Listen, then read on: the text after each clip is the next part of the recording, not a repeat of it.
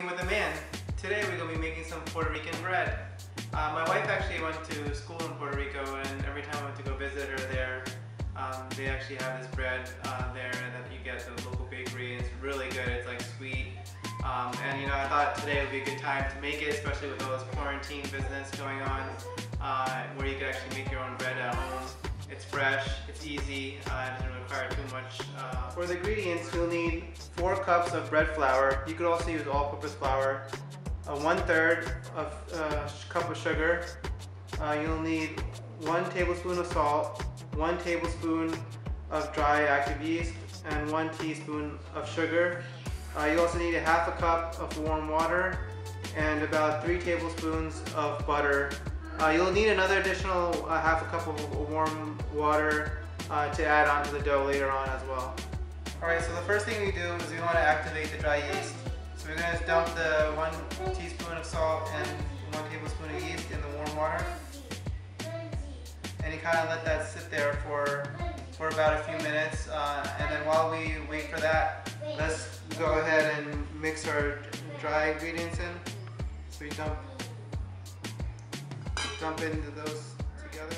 Alright, so now you just mix the dry ingredients up while we wait for those. Mix everything. We just wait a few minutes for the active yeast to ferment up a little bit. Alright, so now you should have something like this. Now we'll see how the active yeast is all bubbling.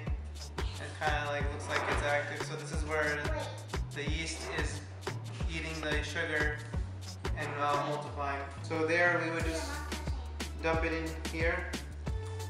So let's mix it. Butter as well. Alright, so Vanessa, you just pour another 1/2 cup until it becomes, until you get like a dough-like consistency. Alright, so now your dough is starting to form after, it takes about 5 minutes. Afterwards, you just grease the bowl dough and then cover it with saran wrap and then come back after. Alright, so now you can see that the dough has doubled in size. So now you just kind of want to fold it in and get kind of everything back in, make it into like a ball a little bit. And then you want to split it in half, or you could split it in 4s as well, depending on how you want the shape of the thing. I like to do it in, I like to just do it by hand, because I feel like when you do it by hand, it's doesn't disturb the process. And you kind of just form like a log with that one, and then you form the log with this one as well.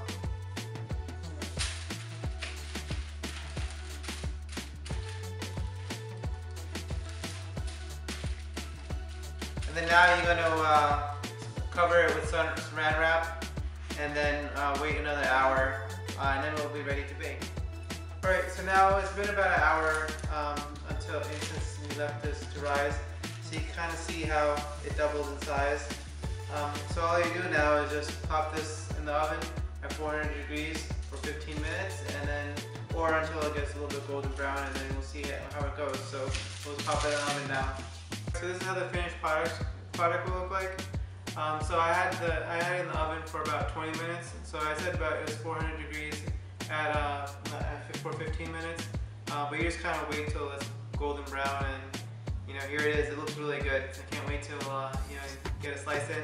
You just leave it out for about 5-10 minutes to let it cool, and then you guys enjoy. So you know, once again, if you like my recipe, if you could do me a favor, like my video, and also subscribe to my channel, it'll be a huge help for me. And I'll be posting more videos in the future. Thank you.